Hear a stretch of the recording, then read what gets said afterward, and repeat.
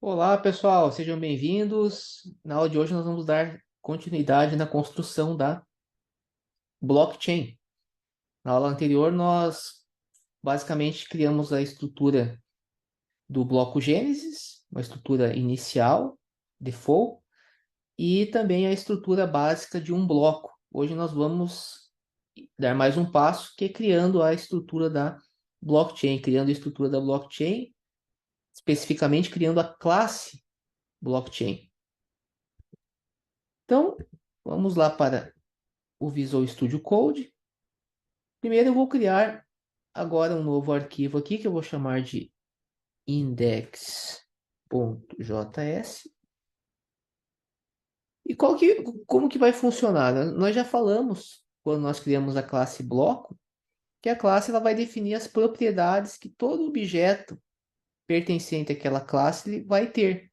Por exemplo, a classe árvore, né, vai ter a propriedade que cada árvore em concreto que pertence à classe árvore terá folhas, por exemplo. No caso, cada bloco terá as propriedades que foram definidas aqui, que nós chamamos de block headers, né? Então, ou seja, todo bloco terá os block headers. E nós criamos um default, um primeiro bloco já, com a chave valor, ou seja, com as propriedades e com o valor. Foi colocado um valor default aqui. E aí nós criamos a classe bloco e passamos esse objeto, né, o block headers, para a classe bloco. Tá? E o que nós temos que fazer agora? Agora nós temos que criar a classe blockchain. Se o bloco tem como propriedade, todo bloco tem como propriedade possuir block headers, neste momento, que são estas informações aqui, qual que seria a propriedade que a blockchain teria? Que define uma blockchain? O que toda blockchain tem em comum? Temos várias, né? Mas o que toda blockchain tem em comum? Ou seja, todas elas são o encadeamento de blocos. Nós vamos ver aqui tecnicamente um array de blocos, mas vamos com calma. Então vamos inicialmente construir a nossa classe blockchain. Quando nós construímos a classe bloco, nós precisamos importar aqui o bloco Gênesis, porque esta classe bloco ela vai inicialmente retornar um bloco que é o bloco Gênesis, que tem todas essas informações aqui. Agora, aqui no caso da classe blockchain, como ela é um array de blocos, ou vai ser uma sequência de blocos, cada bloco contendo informações relativas ao bloco anterior, eu vou ter também que importar agora esta classe. Eu exportei a classe bloco, agora eu vou ter que importar ela aqui. A sintaxe é por meio do require. Então, eu vou escrever aqui const block, que é igual a require. E aqui eu vou colocar, então, o bloco. Primeira coisa. E agora eu vou criar a classe. A classe, ou seja, ela vai ter sempre utilizar a palavra class, o nome da classe, que vai ser a classe blockchain, certo? E toda classe, ela vai ter um construtor, né, que vai, o próprio nome diz, né? Vai construir quais são as propriedades, características desta classe. E quais são as propriedades que toda blockchain, assim como toda árvore tem folhas, né? O que toda blockchain tem? Eu já falei, uma sequência de blocos conectados. Mas como que funciona essa conexão? Vamos ver, é o que nós vamos ver. Então, eu vou utilizar o this.chain, vou chamar aqui então essa propriedade de chain, que é uma propriedade da classe blockchain, por isso utilizando o this, vai ser igual a um array que eu falei. Esses dois colchetes, eles definem uma estrutura em JavaScript chamada array, que basicamente ela permite armazenar informações em sequência. Então, eu vou ter, por exemplo, se eu colocar aqui número 1, 2 e 3, O 1 vai estar no índice 0, o 2 no índice 1, o 3 no índice 2. Cada informação 1, 2 e 3 sendo um elemento desse array. A diferença que nós vamos ter aqui é que, em vez de eu ter 1, 2 e 3, eu vou ter blocos. Então, aqui eu vou ter o primeiro bloco, o segundo bloco e o terceiro bloco. Só que agora, por enquanto, eu só tenho um bloco. Que bloco que é esse? É o bloco Gênesis. Então, eu preciso colocar o bloco Gênesis aqui. Mas como que eu coloco o bloco Gênesis aqui dentro?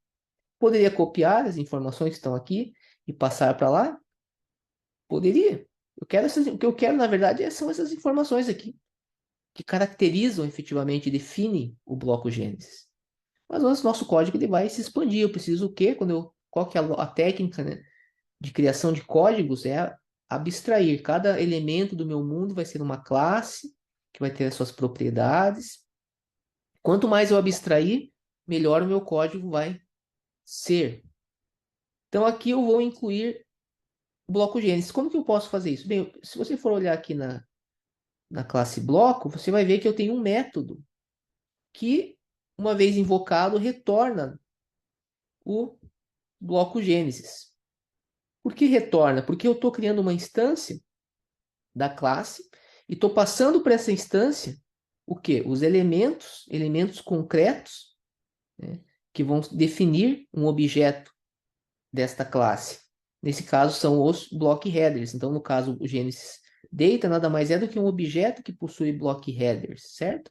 Veja, eu tenho um objeto que possui block headers, que também é um outro objeto. Então, é isso que eu vou passar aqui. E para instanciar esta classe, eu utilizo a palavra new block. Aí eu passo os valores conforme o construtor, e aí eu passo a ter uma instância desta classe. Aí lembra que, aqui beleza, esse é o método. Para eu chamar esse método agora, ou seja, para eu fazer uma invocação desse método que pertence à classe block, num outro arquivo, que é o que eu vou fazer aqui, eu teria que também instanciar esta classe aqui. Falei isso da outra aula, falei que explicar melhor. Mas como esse método ele é estático, usa a palavra static, basta que eu venha utilizar uma notação mais simples, ou seja, basta que eu apenas faça uma referência aqui, block, ponto, e aqui ele já vai me dar o acesso direto ao método Genesis, que vai me retornar o Genesis Data, efetivamente. Senão eu teria que fazer algo parecido com o que eu fiz aqui, utilizando o new, instanciando para ter uma referência classe. Vamos fazer isso até um pouco mais já abaixo aqui, para que daí eu pudesse ter acesso ao método. Mas aqui nesse caso eu não vou precisar fazer isso, porque eu tenho o método static. Tá? Então, lembra aqui que se eu tiver o meu método static pertencente a um outro arquivo e eu quiser usar ele, por exemplo, neste arquivo, basta que eu acesse ele por meio do ponto. Então, eu importei aqui a classe, veja que o arquivo ponto bloco foi trazido para cá, está todo aqui, ó. E agora, para mim ter acesso a qualquer informação, no caso, qualquer método, basta utilizar este ponto. Aqui eu já tenho acesso ao método Gênesis e, consequentemente, vai me retornar as informações, né, do meu único bloco hoje que eu tenho. Então, antes da gente rodar, né, para a gente ver essa primeira blockchain que só tem um bloco, né, tecnicamente é uma blockchain, vou só entender um pouco melhor, né, para já matar essa questão, como que ocorre de fato esse encadeamento, né, de blocos. Na verdade, vamos rodar primeiro, acho que vai ser melhor, depois a gente vê. Então, para eu rodar esse código, eu vou rodar aqui, ó, const, eu vou precisar ter uma instância desta classe. Como que eu faço isso? Eu vou colocar aqui blockchain, né, para poder salvar essa instância aqui dentro. Aí eu vou precisar utilizar a palavra new. E aí o nome da classe que eu quero instanciar. Veja que já aparece aqui, né? New blockchain. Então aqui eu passo a ter acesso então a uma instância da classe, que nesse caso, o que essa classe ela tem hoje? Ela nada mais faz do que retornar aquelas informações que eu tenho aqui no config, que foram passadas para o bloco, e aí por meio do bloco eu tenho acesso a elas graças ao método Genesis. Então, como que posso apresentar isso, né, no console? Na nossa linha de comando. Eu vou utilizar aqui o console log. E eu vou.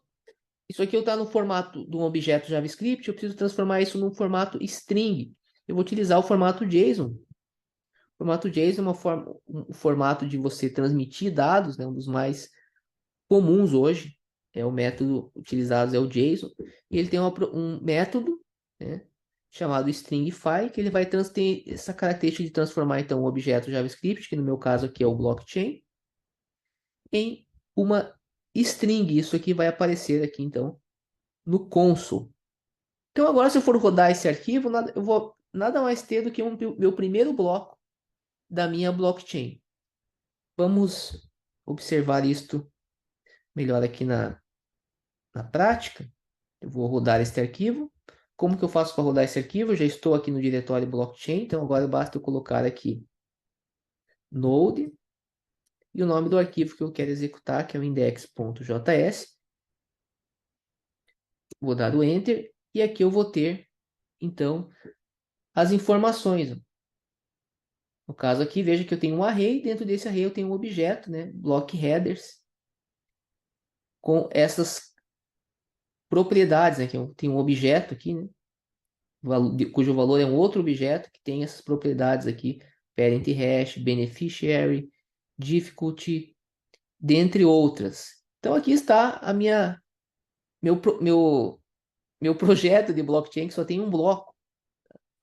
E como que isso vai ficar agora, né, se isso se expandir? Bem, agora eu preciso só pensar o seguinte, que dentro daquele array eu tenho um bloco. Você viu que eu falei inicialmente tinha lá o número 0, número 1. Agora eu vou ter mais um bloco, mais outro bloco. Da mesma forma que eu fiz a sequência de números dentro do array, eu vou ter uma sequência de blocos dentro do array. Tá aí a conexão. Da onde que vem? A gente, quando fala blockchain ou cadeias de bloco, a gente pensa que tem alguma coisa amarrando ali, né? Pensa numa corrente, tem aquelas imagens, né? Blockchain, não. Na verdade, eu tenho vários blocos, né? Um depois do outro. Mas como esses blocos eles têm uma referência ao bloco anterior, nós falamos que eles estão conectados. E qual que é essa referência? É nada mais do que o hash do bloco anterior, que é um tipo de síntese do bloco.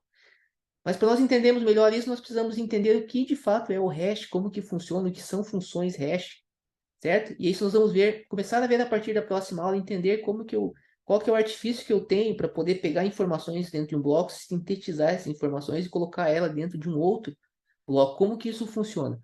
É isso que nós vamos começar a fazer a partir da próxima aula. Grande abraço.